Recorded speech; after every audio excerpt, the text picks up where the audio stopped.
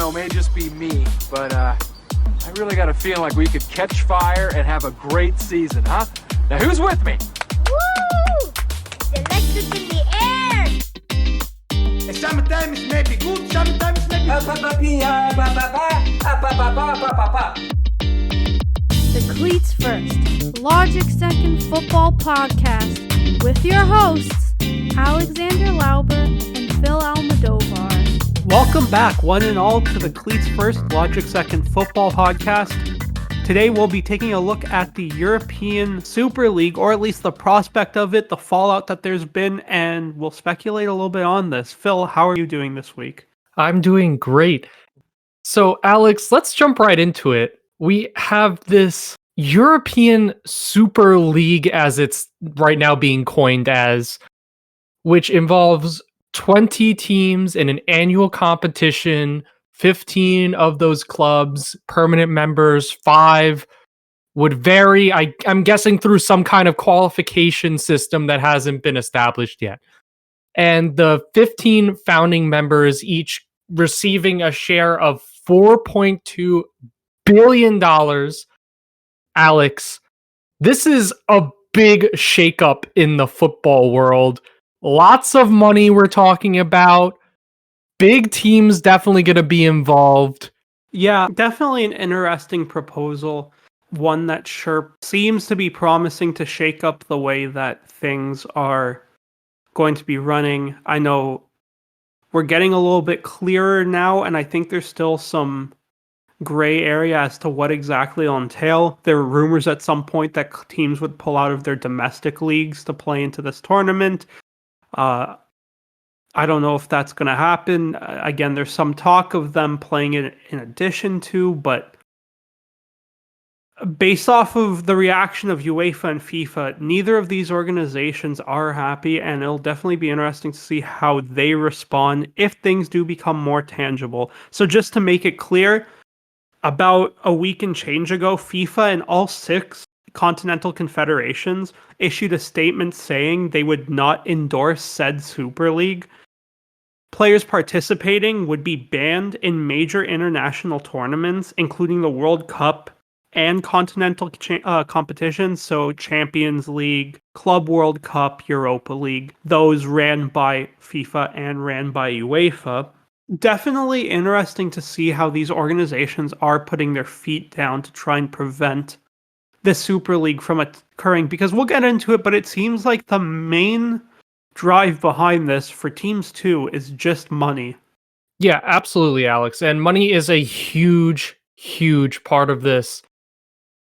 As we've seen extensively through social media, it has been brought to fans' attention that Real Madrid and Barcelona are not in really great places financially at the moment. Both clubs in debt, a good amount of money. And this league could be an opportunity for a club like Real Madrid to recoup some of that money in order to stay competitive, especially with Real Madrid and Barcelona, both to their standards at the very least struggling this season so far. There also have been clubs that do oppose of this. On Wednesday, Juventus president Andrea Agnelli articulated his disapproval for the league, basically saying that the ECA member of Ajax instead proposed that the clubs go forward with the Champions League, but with due changes to the UEFA Champions League that would be proposed and voted on in March. So there are 2 sides to this coin, Alex, and why don't you expand more on that? Yeah, it's interesting. Florentino Perez, the president of Real Madrid, did come out and speak about this the other day. And while he didn't explicitly name a European Super League, it was more than blatant that he was talking about it. So just to give a little bit of that quote, he came out and he was basically speaking about how Real Madrid had spearheaded a lot of the innovations.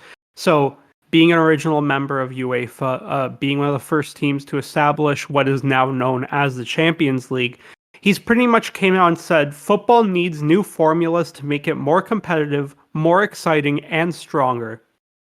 Now this model needs a new impulse. Football must step forward in these new times, and Real Madrid will be there as it always has been over its history.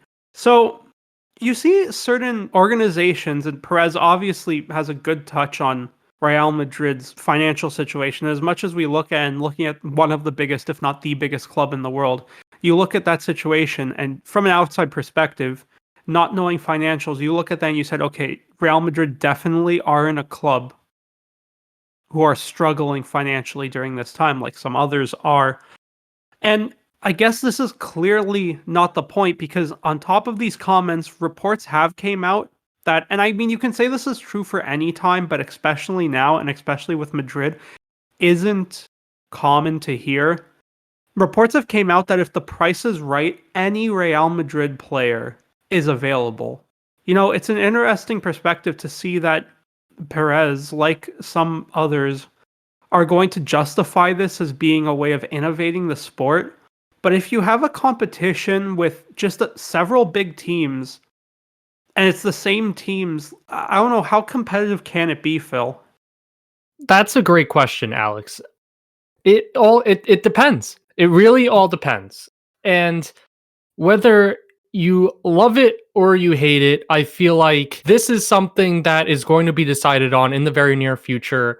The ECA has announced that they will be meeting in March, and they will be deciding basically the future of European competition. And whether that's going forward with the Super League or staying with the UEFA Champions League, who knows? There seems to be clubs in that ECA, in those 15 main clubs in Europe, that support it and some that don't. Now, in terms of, is this Super League, will it be competitive? Will it be as watchable as a competition like the Champions League, like the Europa League? In my opinion, at the very least, right away, I don't see it being. This is a big payday for the players, no matter what, no matter how they perform, no matter how they do. And for the owners, for the clubs themselves, it's also a large amount. Now, going into, those 5 other clubs, yeah, that could be very competitive because you want to stay in that European Super League for sure. You want to keep playing in it. That may drive domestic play forward, keeping it with those 5 clubs. How that's going to be determined, obviously, we have no idea yet. But can that be good to keep domestic play competitive? Yes, but it's only 5 clubs. Where are we getting those 5 clubs from? Second of all, in terms of competitiveness in this league, what happens then to some of these players if they can't play in the World Cup? Now, I get the Club World Cup, blah, blah, blah. That doesn't matter. World Cup is what matters. International play is what matters to these players here. And if you can't play in the most renowned competition in the world, that's a big issue. Now, there are lawsuits going forward, cases going forward throughout Europe saying whether FIFA can actually do this or not. The first one in Germany has already come to a decision. They have said that it's illegal for FIFA to do this. However, that's just one case. If these players can't play in the World Cup, who's to say that they'll actually want to play in this Super League? Who's to say that they go to clubs elsewhere that they could play for competitively and still play in the World Cup? And lastly, like I said, with these players, with everyone making so much money all around, how competitive can this league really be? Well, that's the thing. It seems like it is just a cash grab, and that doesn't necessarily mean this would be a concern. This doesn't mean it's going to be the case. But with, like you said, 6 of the teams getting an initial injection of $420 million, and then teams subsequently getting the remaining share of that, so the 40% of the $4.2 billion split amongst the remaining 14. That doesn't necessarily mean all those monies are going to players, but you have to assume a big percent of that will. I mean, each subsequent season too, every team will be getting an additional $175 million just for participating in the tournament. So you have to assume that to stay competitive, and at the least, it is going to be an arms race in this tournament. We'll speculate on some teams shortly who will be involved. It'll obviously be names or clubs with big recognition and big name value, we'd assume. But at the same time, if this league is allowed to coexist with the existing domestic leagues, at the least, not including, we'll count out any UEFA competition or any FIFA ran competition, but how much parity is left in the league when now your big clubs who are already outspending the little guys are now outspending them even more because they have a bunch of more cash at their disposal? Yes, there's a chance that this runs into financial fair play issues, and God only knows how big of a mess that would be. But I don't know, Phil, do you think that parity can exist with that kind of constant injections on top of regular revenue streams to clubs? Unless there are barriers, no. I mean, we've seen how financial fair play works already and how it still does very much favor the top clubs. Yeah, it does limit how much they could spend to a degree, but when you're already bringing in as much as they're bringing in, does it really limit it too much? No.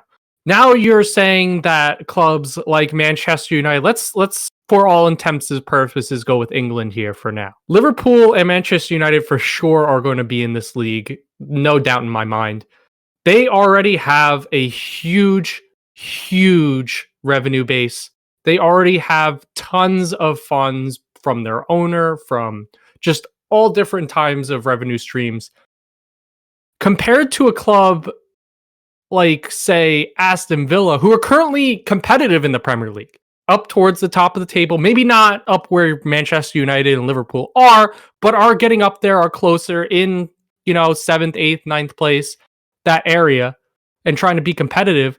Who's to say that Liverpool and United get so much of a pull that some of those players that are playing for Aston Villa say, well, why are we playing for Aston Villa right now if we have a 0% chance of getting to this European Super League, when we could just go get paid a huge payday for Manchester United or Liverpool, play for them, play in the European Super League? Who's to say that won't happen? Who's to say that Jack Grealish in 2 years from now, 3 years from now, will be at Aston Villa if this all happens? But to that point, I look at it from the other side of the coin and I question it. What players, unless you're really cash driven, and yes, you have the prestige of playing for these clubs, but when it comes to that, and we're going to talk about prestige in general, what prestige is there for playing for some European Super Cup that was made by a couple of billionaires who can fund such an event?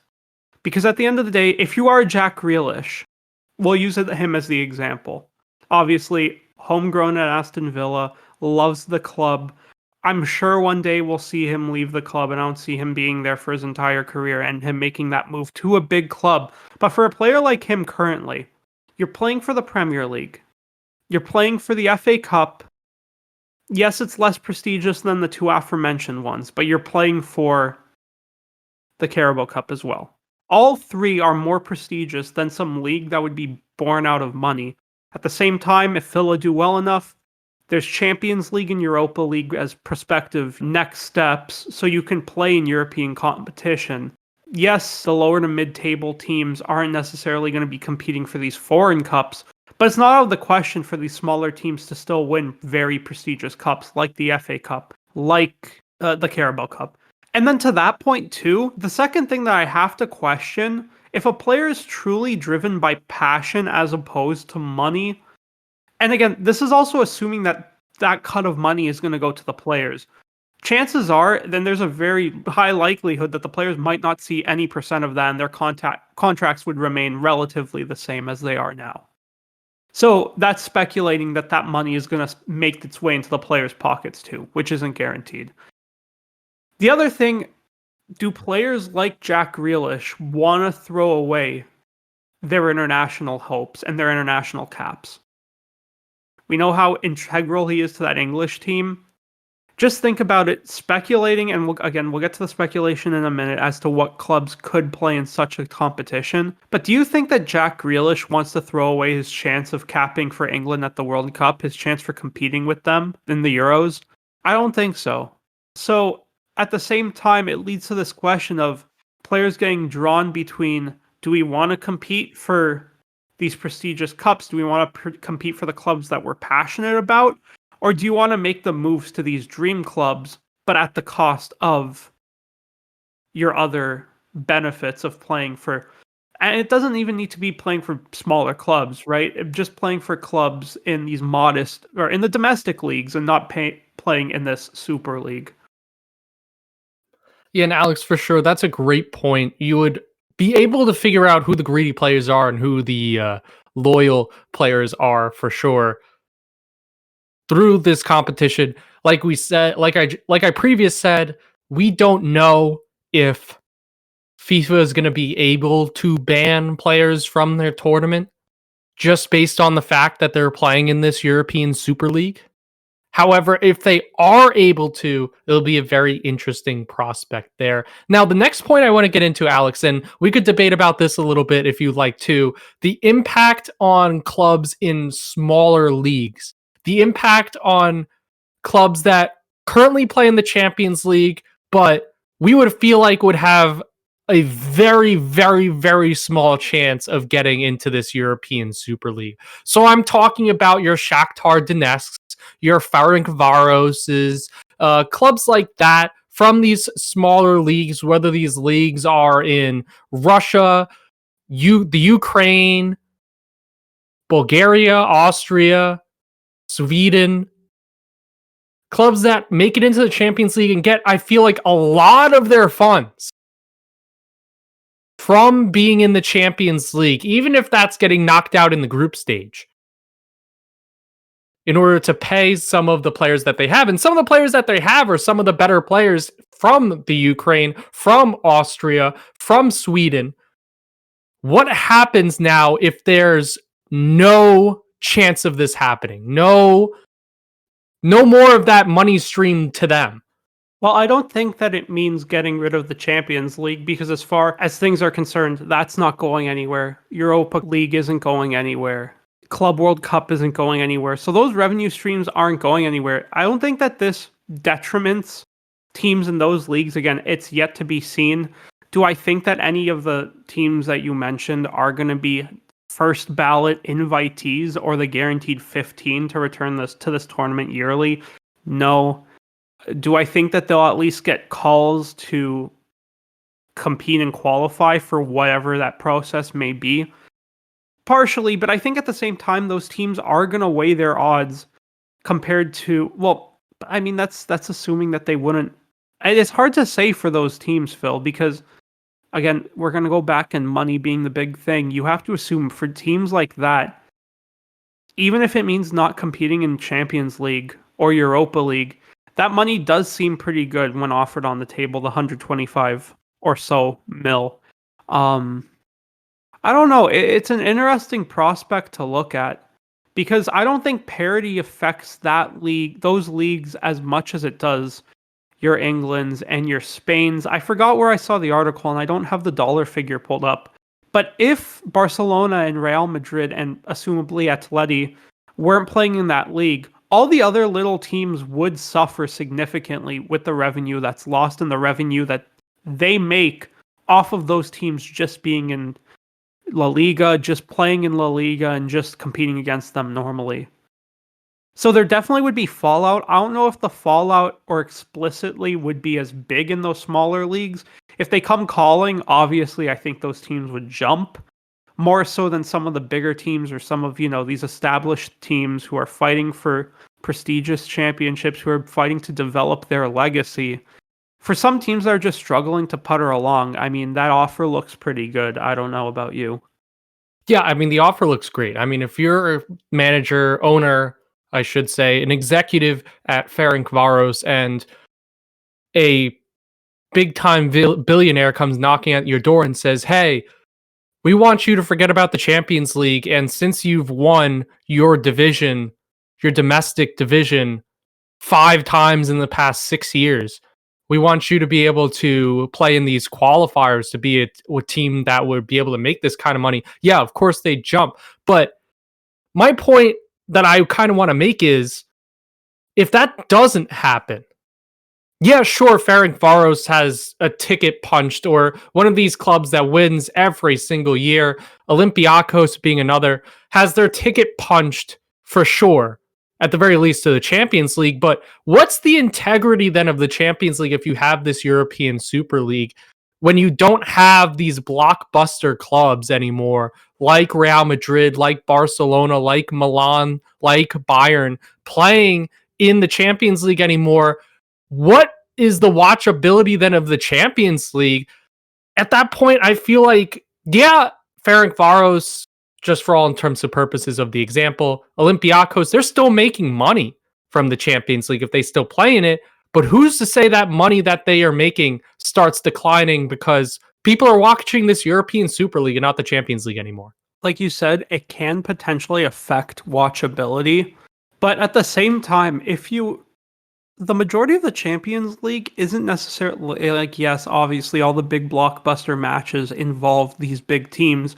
And even if you look at Europa League, your watchability rate does go down a bit. And you only have, the matches that are getting big attention are with the big teams who have either qualified for that or dropped down from the Champions League to that. Yes, I think watchability does suffer a bit, but speculating too,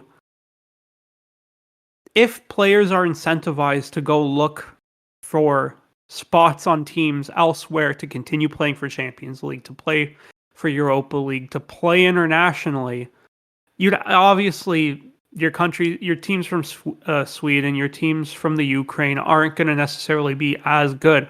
But you have to assume that those other teams, your other English teams, traditionally the mid-table teams, not outside the Big Six, your Italian teams outside of probably both Milan teams, and I would say Juve, but it seems like they're clearly aligned with FIFA and aligned with UEFA here. So I guess we'll scratch that name off the table. But, there's still big name clubs in all of the leagues, or teams that can return to a former glory even, maybe.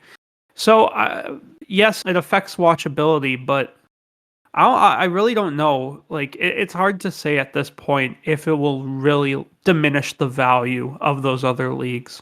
Yes, we'll see, Alex. And you mentioned we'll speculate what regulars there be. Let's go into some of those clubs. Obviously, the big five divisions are going to have heavy representation. You said before, Alex, in England, the top six have all been invited. So at the very least, I think you can guarantee Manchester United and Liverpool from England. Yeah, no, to that point, Manchester United and Liverpool, both of their owners are heavily involved and have their hands in the formulation of and the creation of this league. So I think they're both gimmies right away.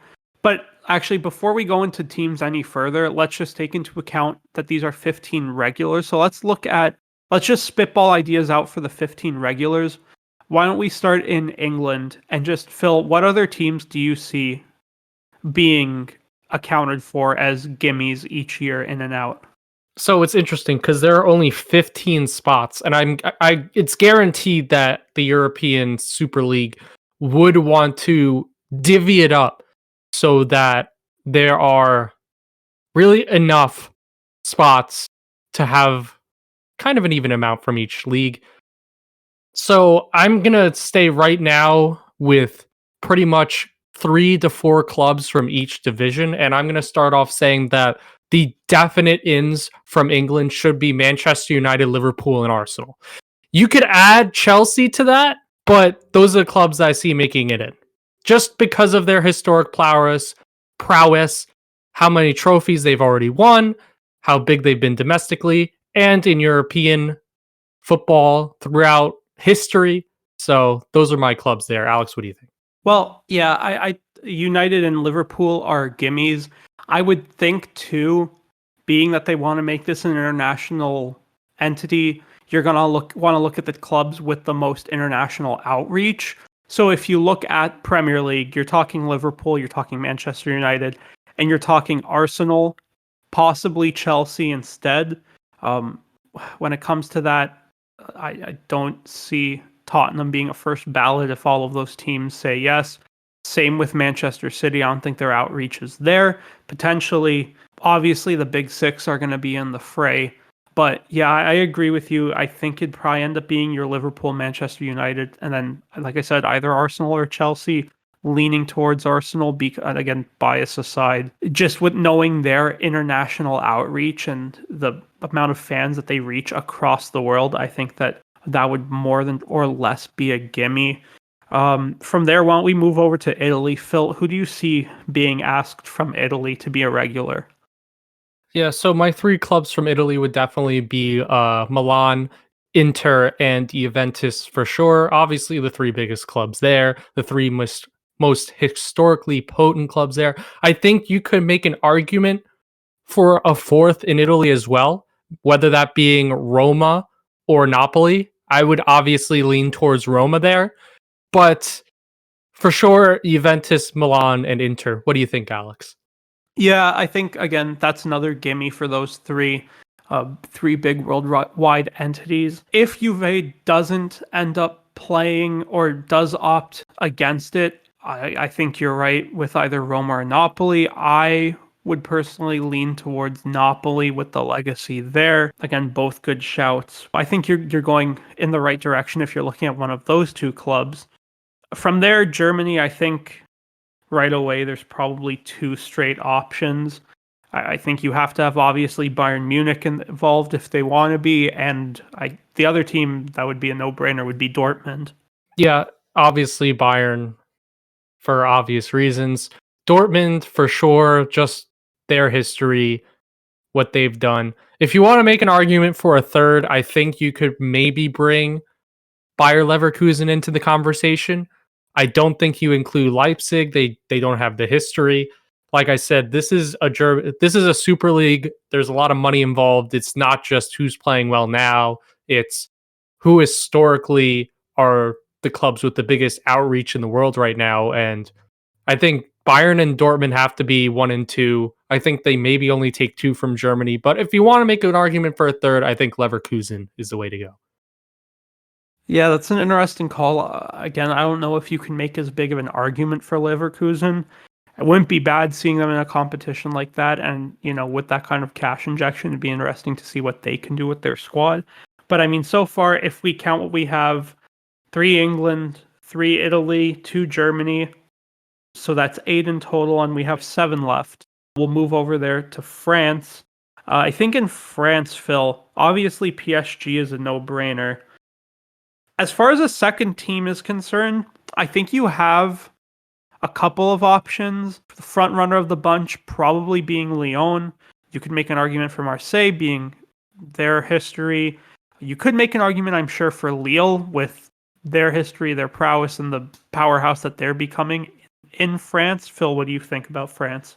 France is interesting, and Alex, if I were to have my way, I would just, include all of them. These are all really competitive clubs. Ligue 1 has been one of the most fun leagues to watch in Europe so far this season, just from how close it is at the top. We saw Marseille so close to the top, I believe as high as third. Now they've dropped all the way down to seventh in the matter of, I believe, 3 weeks. So it's definitely a very competitive league. But if you want to talk just historically, who should make it, I think PSG and Lyon are givens. You can make an argument for Marseille, of course, just because of their history, because of how big a club they are. Can they be competitive in the European Super League year in and year out? I don't know. But Lyon and PSG definitely both, 1, have the resume, and 2, can be competitive each year. And then from there, I think moving over to Spain, your 3 choices there are all gimmies for regulars. You have to have Real, you have to have Barcelona in the mix, and I think Atleti gets the call too. I don't think that there's much discrepancies there. Yeah, I think those are 3 that get it. If you want to make an argument for a fourth, I think the biggest argument can be made towards Sevilla, although there's no shot they get in to be a top 5, top regular. I just say Sevilla just because of their history in European football, the success that they've had especially in the Europa League as of late. And they have a team. They put a team together that's looking to be competitive at the very least in La Liga year in and year out. However, yeah, no brainer. Real Madrid, Barcelona, Atletico. If we want to move towards other possible clubs, because right now, Alex, if we go with those, we have 13. So that leaves 2 more spots for clubs that now we haven't even gotten to the 5 that don't make it every year. But we have 2 more regulars here and a lot of European countries to choose from. Alex, who are your two picks to fill those last two spots? I think when you look at legacy, you look at big teams in Europe, I think you do have to look at Ajax as being an option and a good call for a regular to the tournament. I would also look towards Portugal for that second option and say either Porto or Benfica. I'd probably lean towards Porto, but I think you can make a good argument for either. I just think that Porto might have the bigger outreach, but again, I think both are would be a good call from Portugal. Yeah, Alex, and if I could make a quick suggestion as well, I think you could make an argument too for Celtic or Rangers from Scotland, just because of their historical prowess, how they've been able to compete in the Europa League and Champions League, and also the fact that either one of them wins that division every year. You're not really going to get another winner there, so I think it's a safe pick, if you will, picking one of those. I think Galatasaray can be another club that could be picked out from Turkey that could possibly work, but a lot of options there. And Alex, there are 5 other spots that through some kind of qualification system are going to make it as well, whether that be a regional qualifier where some of the best clubs from other countries are split into 5 regions and they qualify that way, or through some kind of step up from another competition, as we see the winner of the FA Cup getting a Europa League spot. Maybe there'll be another European competition that they add where the winner of that gets an automatic spot to the European Super League. That's yet to be seen. But Alex, how do you think they're going to do this 5-team qualification? I've already given out a couple ideas, but what do you think is the most feasible?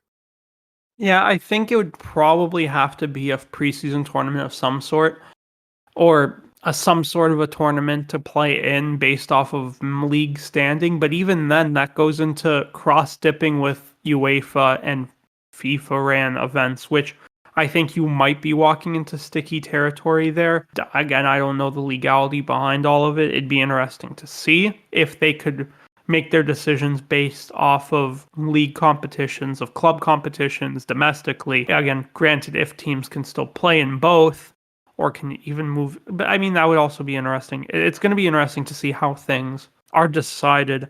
I think, all in all, Phil, what would you say taking everything into account, what would you say your overall feasibility is on this? Do you think it will work? Do you think it can happen? Or do you think that there's just too many barriers and obstacles in the way to make it a viable regular competition?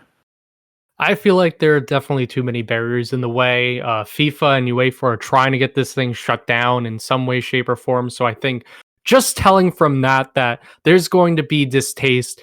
Clubs have been against it, like we said, Juventus before. However, Agnelli has also said that he will go with whatever the 15 clubs vote for in March. So Juventus aren't pulling out of this if this does become a reality. However, there might be some distaste towards the competition from some of the clubs in it. I don't like the idea personally. I think the UEFA Champions League has been an established competition for as long as it has been for a reason. I think, yeah, sure, maybe some changes do need to be made to it, but I don't think building a whole new competition is the answer. I think it would just cause way too much trouble. Alex, what is your closing overall opinion on this? I wouldn't be opposed to the idea if it was some sort of glorified preseason tournament, something that you could televise, have sponsored, bring some sort of prestige to. But at the same time, if it is just preseason, if you look at competitions like the Audi Cup, the only teams that are going to be fielding their full strength roster are Tottenham. So I think, but all jokes aside, even preseason tournaments, you're going to burn out the stars if you have them playing 10 months a year and you extend that season even longer. I don't see the feasibility of it working.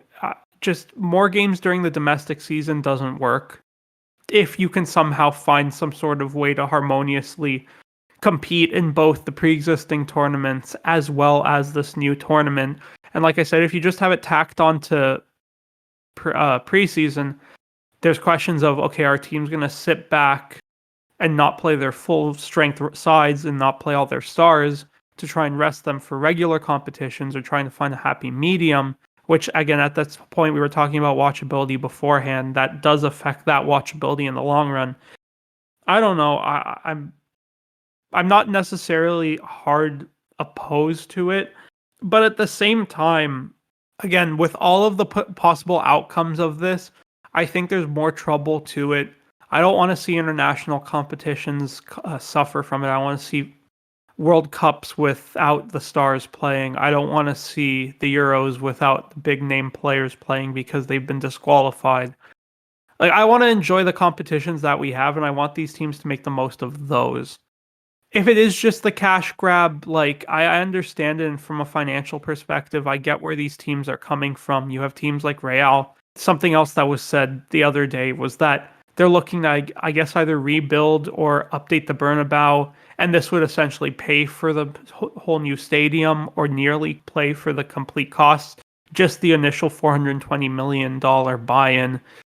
I understand it, and I understand where these teams are coming from, being a business, but at the same time, if it does take away from all the prestigious competitions that we have now, the domestic leagues, I don't really want to see things change that drastically in a matter of time, all over this one tournament. I think that wraps it up for us today. Really great insights on whether this will work. We'll obviously see come March what the teams think, what the clubs vote on. And until then, we will keep you updated on what is going on in major news with that from week to week. Alex, why don't you let everyone know what we have on deck for next week? So next week, we've decided that we will be doing a transfer roundup that will not last just one episode. We will be going over in a 5-episode series similar to the transfer bonanza. In that case, we'll be looking each day at each of the different leagues, quickly going over the big notable moves of the teams that we covered in the original transfer bonanza, and then any other notable moves that were made within the league, and then we'll be wrapping it up by picking a winner and a loser of the transfer window.